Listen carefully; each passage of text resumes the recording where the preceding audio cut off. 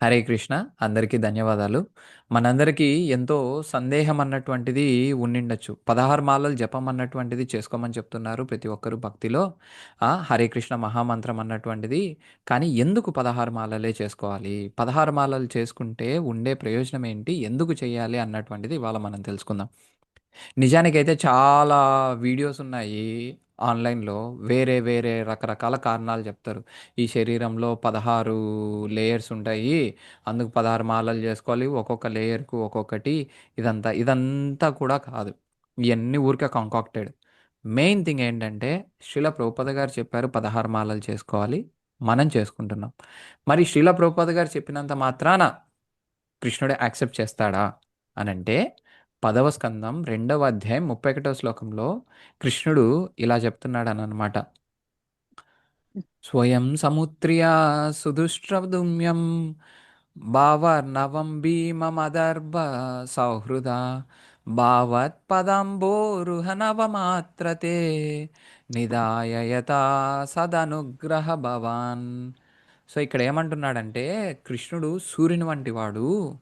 తను తన యొక్క భక్తుడు ఏది చెప్తే అది ఫుల్ఫిల్ చేయడానికి, పూర్తి చేయడానికి రెడీగా ఉన్నాడంట. వాంఛాకల్పతరువు. అలానే ఎందుకు వాళ్ళ భక్తుల యొక్క వాంఛలను పూర్తి చేయడానికి రెడీగా ఉన్నాడనంటే ఆయన యొక్క శుద్ధ భక్తులు ఆచార్యుల వంటి వారు ఆయన యొక్క పాదపద్మములు కంప్లీట్గా శరణు పొందారు కనుక వారి యొక్క మాట అన్నటువంటిది ఆయన వింటాడు. వారి యొక్క పాదపద్మములను శరణు పొంది ఈ యొక్క సంసార సాగరమును దాటేందుకు అటువంటి ఆచార్యులు ఒకానొక మెథడ్ అన్నటువంటిది ప్రిస్క్రైబ్ చేస్తారు. అంటే ఒకానొక మెథడ్ అన్నటువంటిది చెప్తారు. ఈ యొక్క సముద్రమును సంసార సాగరమును దాటేందుకు. కానీ అది ఒకవేళ శాస్త్రంలో ఉండకపో ఇదంతా వేరే మ్యాటర్. శుద్ధ భక్తుడు ఏదైతే చెప్తాడో అదే శాస్త్రం ఫస్ట్ థింగ్. అండ్ ఒకవేళ అది అప్పుడు దాకా లేకపోయినా కానీ అటువంటి మెథడ్ కృష్ణుడు ఆ మెథడ్ని యాక్సెప్ట్ చేసి ఆ మెథడ్ని యాక్సెప్ట్ చేసి అప్రూవ్ కూడా చేస్తాడు అని చెప్పబడిందని అనమాట. అక్కడే చక్కగా పర్పట్లో ఉంటుందని అనమాట. ఈ కృష్ణ చైతన్యంలో మేము ఒక ఆచార్యునిగా ఎంతో చక్కగా బుక్స్ ఇవన్నీ రాయాలి. అదే మా యొక్క బాధ్యత అని శ్రీల ప్రభుపాద వారు చెప్తారు. మేము రూపా గోస్వామి గారిని పాటిస్తున్నాము. ఆయన భక్తి రసామృత సింధు వంటి గొప్ప పుస్తకాలు రాశారు. అటువంటి పుస్తకాల్ని మేము అనువదించాము. అలానే వేరు వేరు పుస్తకాలు ఇంకా ఎన్నో రాశాము. ఒక వ్యక్తి కృష్ణ చైతన్యంలోకి వచ్చేందుకు ఆ పుస్తకాల్ని ఎవరైనా చదివి 4 నియమాలు ఏంటి? అలైంగిక శృంగారం అన్నటువంటిది కానీ, మాంసాహారము కానీ, అలానే జూదము కానీ, మద్యపానం, మత్తు పదార్థాలు కానీ ఇవన్నీ తీసుకోకుండా ఓన్లీ ప్రసాదం మాత్రమే తీసుకుంటూ మంగళారతి, మంగళహారతి అన్నటువంటిది అటెండ్ అవుతూ రోజు 16 మాలలు మినిమం అన్నారు ప్రభుపద గారు. మ్యాక్సిమం అనలేదు, గుర్తుపెట్టుకోండి.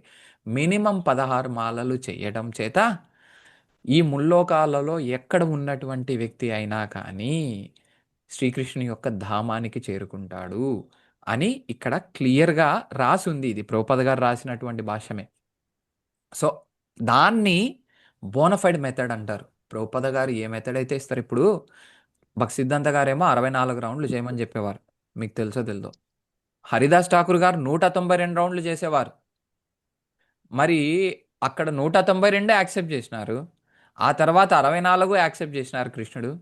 ఆ తర్వాత ప్రభుపాద గారు చెప్పినటువంటి 16 కూడా యాక్సెప్ట్ చేస్తారు. ఎందుకు ప్రభుపాద గారు 16కి వచ్చారనంటే అదే భాష్యంలో క్లియర్గా ఉందనమాట. ఈ ఐహిక బంధాలలో ఇరుక్కున్నటువంటి ఈ జీవులు, ఈ పాశ్చాత్య సంస్కృతికి అలవాటు పడినటువంటి ఈ జీవులు 64 మాలలు చేసే స్టాండర్డ్ 8 గంటలు పడుతుంది. 64 మాలలు అంటే 16 మాలలు అంటే 2 గంటలు. సమస్యే లేదు. కాబట్టి ఫస్ట్ తన యొక్క శిష్యులకి 32 మాలలు చేయమని చెప్పారు. వాళ్ళు అసలు చేయలేక గిలగిలా కొట్టుకొని తిరిగి వచ్చారు. వస్తే నో మోర్, ఇంకా తగ్గించేది లేదు, 16, దీనికన్నా తక్కువ చేస్తే నువ్వు జంతువుతో సమానం, వెళ్ళు, చెయ్యి. ఆ మాట చెప్పారు. నేను ఇక్కడ ఈ శాస్త్రంలో ఈ కొటేషన్ చూసి చెప్తున్నాను 16 చేయొచ్చు, శరీరంలో 16 లేయర్స్ ఉన్నాయి కాబట్టి 16 చేయొచ్చు, ఇవన్నీ చెప్పలేదు ప్రభుపద గారు. ప్రభుపద ప్రభుపద గారు ఏం చెప్తారో ఆటోమేటిక్గా కృష్ణుడు అది యాక్సెప్ట్ చేస్తాడు. అండ్ శుద్ధ భక్తుల యొక్క పాద చరణము మనకు అందింది అనంటే దట్ ఈజ్ ఎనఫ్. ఈ యొక్క సంసార సాగరాన్ని దాటేందుకు.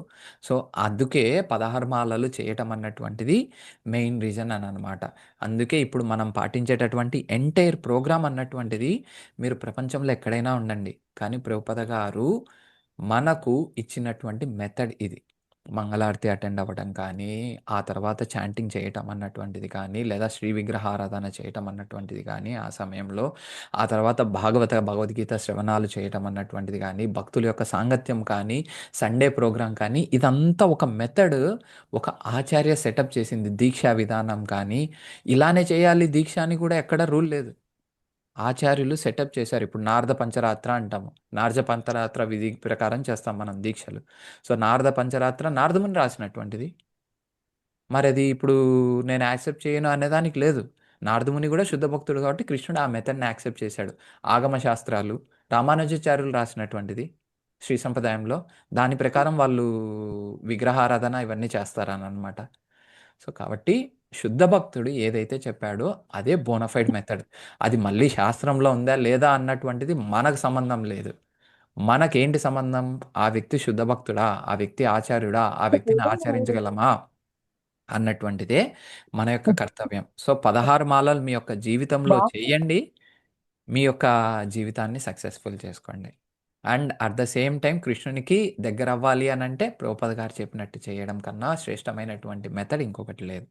అండ్ ఇదే సంఖ్యాపూర్వక నామగానాది నటభిః అని చెప్పేసి షడ్గోస్వాములు కూడా పాటించినటువంటి మెథడ్. వాళ్ళు రోజు ఎన్ని సార్లు కృష్ణునికి బోఢం చేయాలి, అష్టాంగ, సాష్టాంగ నమస్కారాలు చేయాలి, ఎన్ని సార్లు నామజపం అన్నటువంటిది చేయాలి అని వారు కూడా ఒక సాధన అన్నటువంటిది ఫిక్స్‌డ్ చేసుకున్నారు వారి యొక్క రోజులో.